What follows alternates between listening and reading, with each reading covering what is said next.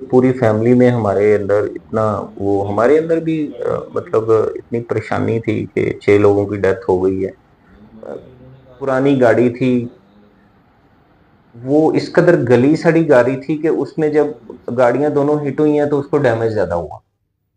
तो हमारे साथ तो इतनी नाइंसाफ़ी हुई कि एक तरफ का मौक़िफ़ लेके इतना हाइप क्रिएट की गई। नहीं, आपने अभी कहा ना कि उसने कोई गलती नहीं की। नहीं, मैंने आपको कहा कि उसने कोई गलती नहीं की। अच्छा, इसमें क्या हकीकत थी? क्या वाक़ई आप लोगों ने शुरू में पहले दिन को प्रेशराइज़ किया था, नहीं, आप नहीं, बच्चे नहीं। को वहाँ चौकी से लेकर चले गए थे? नहीं, नहीं, मैंने पुलिस को पकड़वाने के लिए लेके जाना था। हुँ। जब मैं ले गया तो फिर फिर ले इंटरम गया ना, करवाते कोई आप? बात नहीं है। आप देखें, मेरा घर देखें, मैं एक मीडियोकर फैमिली से हूँ। तो करोड़ों रुपए की मैंने क्यों ऑफ़र करनी थी? इन्वेस्टिगेशन ऑफ़िसर ने बुलाया अगले दिन तो मैं नहीं गया, तो उसने उसको मारा, ठीक है? उसके बाद ये जो ड्रामा उन्होंने किया ये सिर्फ़ पैसे लेने के लिए अच्छा, कि जी अभी अब उनको आपने उन रिसेंटली उनको ये मैं शुरू-अल्लाह के नाम से जो निहायत मेहरबान रहम करने वाला। अस्सलाम वालेकुम नाज़रीन। आप देख रहे हैं मेरा यूट्यूब चैनल और मेरा नाम है मोहम्मद हारून। गुज़िश्ता साल नवंबर में एक इंतहाई अफ़सोसनाक वाक़या पेश आया था, जहाँ पर एक कम सिन ड्राइवर ने 6 अफ़राद को जो है वो मौत की नींद सुला दिया था। उसके बाद मुख्तलिफ़ किस्म की जो है वो आरा सामने आई कि ये ड्राइवर जो है ग़ालिबन शायद उस बदकिस्मत फ़ैमिली के साथ जो है उसकी गाड़ी में जो ख़वातीन बैठी थी उनके साथ बदतमीज़ी कर रहा था और तैश में आकर जो है इनकी गाड़ी को हिट किया। इनके जो वालिद थे शफ़क़त साहब उन्होंने मुख्तलिफ़ किस्म की जो है वो बातें सुनी भी और उनको बर्दाश्त भी किया, लेकिन जो रफ़ाकत साहब थे, उन्होंने ये इल्ज़ामात लगाए थे कि अफ़नान नामी जो बच्चा है, इसने इनकी गाड़ी को ज़बरदस्ती हिट किया। 302 का मुकदमा दर्ज किया गया, फिर 780 भी इसके ऊपर लगा दी गई और इसके बाद इसका रिमांड भी लिया गया। इसमें इसके साथ-साथ इसके 3 से 4 किस्म के टेस्ट भी किए गए, ओसिफिकेशन टेस्ट हुआ, फिर पॉलीग्राफिक टेस्ट भी हुआ। मेडिकल बोर्ड दोबारा बनाने के लिए भी तजवीज़ गई, लेकिन वो मेडिकल बोर्ड आज तक नहीं बन सका। अफ़नान गुज़िश्ता 8 माह से इस वक़्त जेल में है। मेरे साथ इसके फादर मौजूद हैं, इनसे हम आज बात करेंगे कि गुज़िश्ता 8 महीने इन्होंने किस कर्ब और किस परेशानी में गुज़ारे और उस दिन से लेके जिस दिन ये एक्सीडेंट हुआ, उस दिन से लेकर आज तक के असल हक़ाइक़ क्या हैं? क्योंकि इस केस से मुतल्लिक बहुत सारी बातें ऐसी हैं जो हक़ाइक़ पर मबनी नहीं है। रफ़ाकत साहब ने जो शफ़क़त साहब हैं, इन्होंने अब तक इस हवाले से कोई ख़ास अपना मौक़िफ़ जो है वो सामने पेश नहीं किया था। क्योंकि जो मुद्दई फैमिली थी उनकी जानिब से ये इल्ज़ामात भी लगाए जाते रहे कि ये उन्हें थ्रेट कर रहे हैं, उन्हें पैसों की ऑफ़र कर रहे हैं, जिसकी बाइस जो है इन्होंने भी कुछ खामोशी इख्तियार कर ली और फिर मामला काफ़ी हद तक दब के रह गया। बाकी जो हक़ाइक़ है इनसे ही हम पूछ लेते हैं कि असल मामला क्या था और अब मामला कहाँ तक पहुँच चुके हैं? अस्सलाम वालेकुम जनाब। जी हाँ। सर सबसे पहले तो ये बताएँ कि एक अफ़सोसनाक वाक़या पेश आया, आपका नौजवान बेटा इस वक़्त जेल में है। घर में ज़ाहिर-सी बात है बहुत सारी परेशानियाँ आप लोगों को भी फ़ेस करनी पड़ रही हैं। उस नौजवान को भी इस वक़्त जेल में अपनी ज़िंदगी का जो हिस्सा घर में बहन-भाइयों के साथ या पढ़ाई में सर्फ़ करना था, वो जेल की स्क्रोल कर कर रहा है, उसके अंदर गुज़ार रहा है, चारदीवारी में। असल मामला क्या था? कहाँ से चीज़ें गलत हुई हैं? गाड़ी का एक्सीडेंट तो हो गया, अमवात भी हो गई, तो फिर इतनी ज़्यादा हाइप क्यों क्रिएट हो गई इस मामले में? देखिए जी, बिस्मिल्लाहिर्रहमानिर्रहीम। असल में हारून भाई, एक तो इसको पहले हम ये समझ लेना कि ये हुआ क्या, तो फिर हमें सारी आगे समझ आ हुँ, जाएगी। ये एक एक्सीडेंट हुआ और एक एक्सीडेंट की इस तरीके से परसेप्शन क्रिएट की गई मीडिया में कि जी अ, बच्चा आ रहा था और उसने जानबूझ के इनको मारा। उनकी कोई लड़ाई झगड़ा भी हुआ जिसकी वजह से वो तैश में आया और जाके उसने गाड़ी जो है ना वो अ, हिट मार कर दी दी। उनको। ये वजह इसलिए बनी गई कि हम लोग, चूँकि मेरे ऊपर भी उन्होंने इल्ज़ाम लगा दिए तो मैं थोड़ा मीडिया से हट गया, मेरा मौक़िफ़ ही नहीं आ सका। तो हम चूँकि पूरी फैमिली में हमारे अंदर इतना वो हमारे अंदर भी मतलब इतनी परेशानी थी कि 6 लोगों की डेथ हो गई है, तो जो कि नहीं होना चाहिए था, लेकिन ये एक हादसा था। इस एक्सीडेंट को ये देखें कि एक तो इसका ये पहलू है कि जो मीडिया में पेश किया गया या जो दिखाया गया। हुँ, इस एक्सीडेंट में ये देखें कि इसमें कसूर किसका है और ये कैसे हुआ। बच्चा घर से गया गाड़ी लेके, मैकडॉनल्ड से उन्होंने खाना खाना था, उसके दोस्त साथ थे। दोस्त वहीं पे मौजूद थे, घर से अकेला गया। जब ये वहाँ से खाना खाने के लिए अपने एक दोस्त को लेने गए हैं या छोड़ने गए हैं, उसके घर से ये वापस आए हैं यू टर्न लेके, तो वहां से कुछ 600 मीटर का फासला बनता है चौक का जहां पे एक्सीडेंट हुआ। अच्छा। और वो चौक जो है वो आज भी आप जाके देख लें तो वो सिग्नल लेस है। यहाँ पे वहां पे सिग्नल ही नहीं है, ना कोई सीसीटीवी कैमरा है, ना कोई सिग्नल। वो 70 फुट की रोड थी, इंटरसेक्शन बनता है वहां पे। 70 फुट रोड के ऊपर ये अपनी तरफ से जा रहे थे, वो अपनी तरफ से आ रहे थे, और उन्होंने राइट टू लेफ्ट जाना था, इन्होंने स्ट्रेट जाना।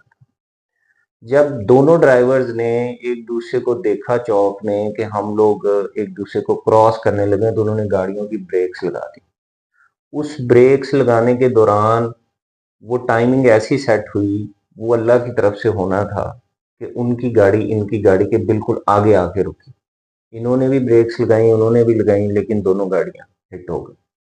अब वो जहां पे हिट हुई, उन लोगों ने, एक तो वो गाड़ी में ज्यादा लोग सवार थे, एक उन्होंने गाड़ी में कोई सीट बेल्ट नहीं लगाई हुई थी, उनकी गाड़ी में कोई एयर बैग्स नहीं थे, पुरानी गाड़ी थी, वो इस कदर गली सड़ी गाड़ी थी कि उसमें जब गाड़ियां दोनों हिट हुई हैं तो उसको डैमेज ज्यादा हुआ।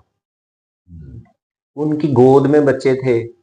गोद में बच्चे, कोई किसी मीडिया चैनल ने ये नहीं कहा कि भाई गोद में बच्चे नहीं बिठाते गाड़ी में, और अगर पाकिस्तान में तो नुकसान, आपको पता है हाँ, वैसे और कोई रूल्स अगर, नहीं है। हाँ बिल्कुल, अगर नुकसान हो तो फिर उसका जिम्मेदार दूसरा ड्राइवर हो गया, हमारा बच्चा। तो हमारे साथ तो इतनी नाइंसाफी हुई कि एक तरफ का मौकफ लेके इतना हाइप क्रिएट की गई। आप देखें, किसी ने नहीं देखा कि इस एक्सीडेंट में कसूर किसका है, और जबरदस्ती हमारा कसूर बना दिया गया कि जी बच्चा इस तरह आ रहा था, बच्चा जिगजैग कर रहा था, बच्चे का वालिद भी साथ था, मेरे खिलाफ भी पर्चा हो गया, मेरे खिलाफ भी एफआईआर करवा दी। हम लोग अपनी मुसीबत में पड़ गए, बजाय इसके कि हम ये बता सकें कि यार ये ऐसे नहीं, ऐसे हुआ। तो इस चीज को समझें, बच्चे ने कोई गलती नहीं की, उसकी सिर्फ एक गलती है कि वो अंडर एज था और उसने गाड़ी चलाई, और ये गलती हर बच्चा कर रहा है अभी। मतलब आप इसको अभी गलती नहीं समझते, अंडर एज और गाड़ी बिल्कुल चलाना? गलती है, बिल्कुल गलती है। नहीं, आपने अभी कहा ना कि उसने कोई गलती नहीं की। नहीं, मैंने आपको कहा कि उसने कोई गलती नहीं की, ड्यूरिंग एक्सीडेंट, एक्सीडेंट एक्सीडेंट के करने, हवाले से। एक्सीडेंट के हवाले से। लेकिन ये वो गलती है कि ड्राइविंग करना गलती तो जरूर है। डेफिनेटली ना, वो हाँ, तो मतलब कानून के मुताबिक उसने गलत किया, गलत किया। और उसमें कानून के मुताबिक उसकी सजा है। बिल्कुल। लेकिन अगर उसने अंडर एज होने की वजह से अगर उसने ड्राइविंग की, तो इस वजह से एक्सीडेंट नहीं हुआ, मैं ये बताना चाह रहा हाँ, ये क्लियर, क्योंकि आपके हूँ। वो जो उसका जाना था ना, इम्पैक्ट वो अलहदा था। बिल्कुल, वो अलग है। देखें, अंडर एज होने की हैसियत से एक बच्चा गाड़ी चलाता है, उसको गाड़ी चलानी नहीं आती, हम्म, यही हमारी परसेप्शन बिल्कुल क्रिएट ऐसा होती ही है है। ना जी, अंडर एज बच्चा था, उसको तो गाड़ी चलानी नहीं आती। अगर अंडर एज बच्चे को गाड़ी चलानी ना आती हो, वो सीट बेल्ट नहीं पहनेगा, हम्म, ठीक है, वो कभी भी ब्रेक्स नहीं लगाएगा, वो कभी भी, मतलब इस एक्सीडेंट में देखें ना कि कहाँ पे जो है ना वो फॉल्ट है। मैं दो तीन पॉइंट्स आपके सामने रखता हूँ। बच्चे ने सिग्नल नहीं तोड़ा कोई, हम्म, ठीक है। बच्चे ने अंडर एज होने की वजह से उसके हाथ से गाड़ी बेकाबू होकर नहीं लगी। बिल्कुल ऐसा ही है। एक चौक में दो गाड़ियां हिट हुई हैं, और उस चौक में सिग्नल नहीं है। जितना टायर इस, की रगड़ बिल्कुल स्ट्रेट थी। बिल्कुल, जितना इसने नहीं देखा अगली गाड़ी को, उतना उस गाड़ी ने इस गाड़ी को भी नहीं देखा। नहीं देखा, दुरुस्त है। सो इंसाफ ये है कि उस ड्राइवर की गलती भी तस्लीम की जाए, हम्म, क्योंकि उधर अब इतनी बात हो गई ज्यादा कि बात हो गई, तो बिल्कुल हमने भी उसको सिंपैथी का ज्यादा पहलू उधर जोर चला नहीं गया। दिया कि यार उनका दिल ना खराब हो कि यार हमारे इतने लोग मर गए और ये हमारे कसूर ने कहा है, हम्म, ठीक है।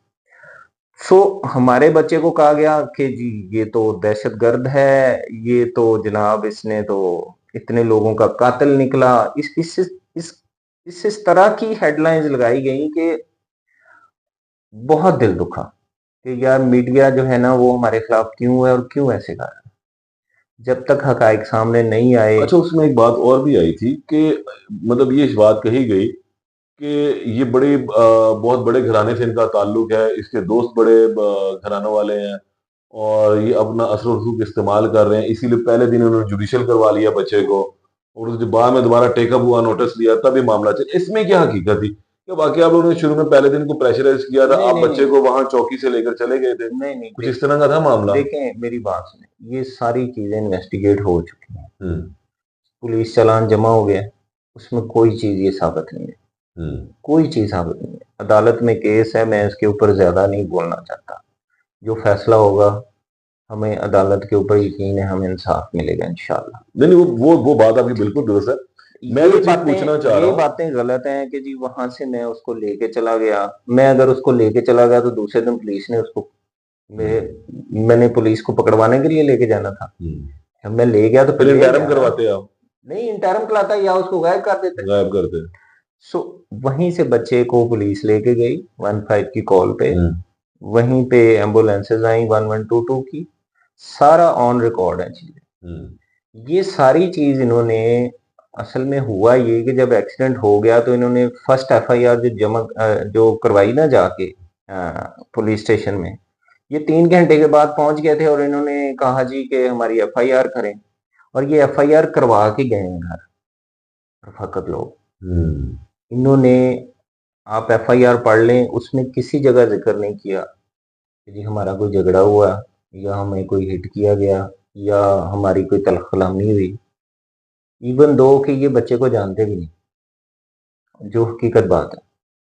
सो इन्होंने पहली एफआईआर करा के जब ये घर चले गए हैं, तुम, अगले दिन इन्वेस्टिगेशन ऑफिसर की मुझे कॉल आती है कि जी आप इस तरह करें कि आप आए, तो बच्चे का क्या करना है। मैंने कहा जी बच्चे का तो अब देखें, बच्चा आपकी कस्टडी में है और एफआईआर हो गई है हमारे खिलाफ, तो अब इसको पेश करें मंडे वाले दिन। तो जो भी फैसला होता है फिर अदालत ने करना, ना आपने करना ना मैंने करना। बिल्कुल।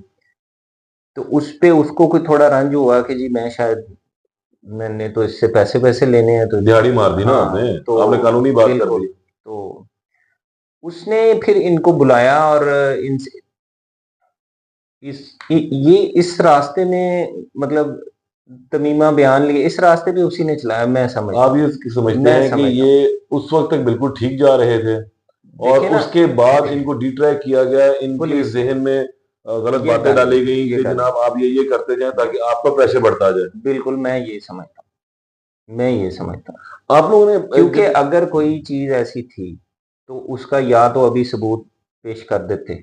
वो तो नहीं हुआ, इंक्वायरी में तो कुछ नहीं ऐसी हुआ, चीज नहीं आई। इंक्वायरी में कोई चीज ऐसी नहीं आई। अच्छा, ठीक है। इशफाक इशफाक साहब, एक चीज मुझे बताएं। आप लोगों ने इल्जाम एक आया था कि आपने को करोड़ों रुपए की ऑफर कर दी।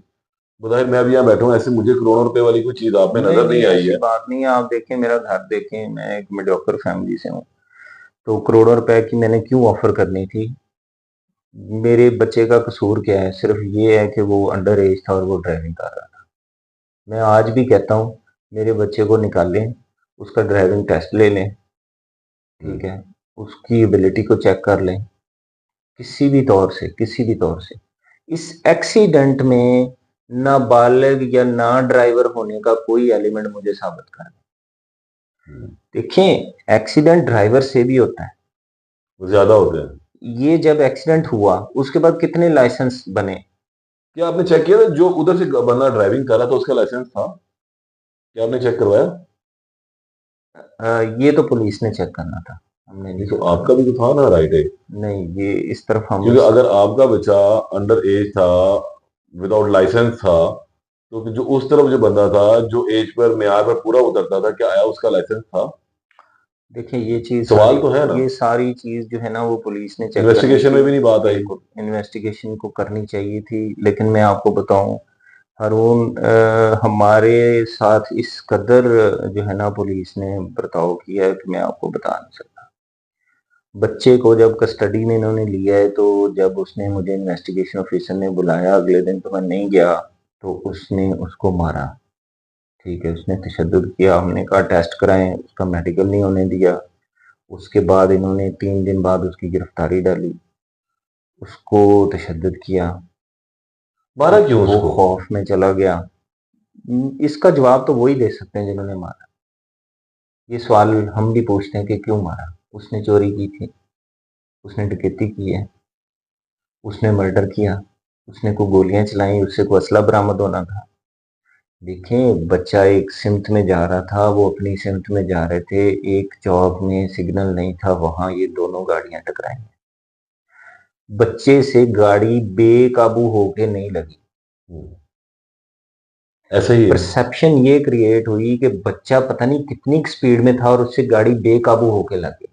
और दूसरी परसेप्शन फिर बाद में ये क्रिएट की गई कि वो इतना जालिम है कि उसकी पीछे लड़ाई हुई, उसका बाप भी साथ था, और उसने उस लड़ाई के बदले में आके ये गाड़ी हिट की ये गाड़ी हिट की।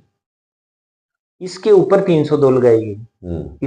इस वाक्य को क्रिएट किया गया, बिल्कुल ऐसे ही हुआ, और इसके ऊपर फिर 302 की दफा ऐड की गई, क्योंकि जो इन्होंने पहली एफआईआर कराई उसमें ये दफा शामिल नहीं थी।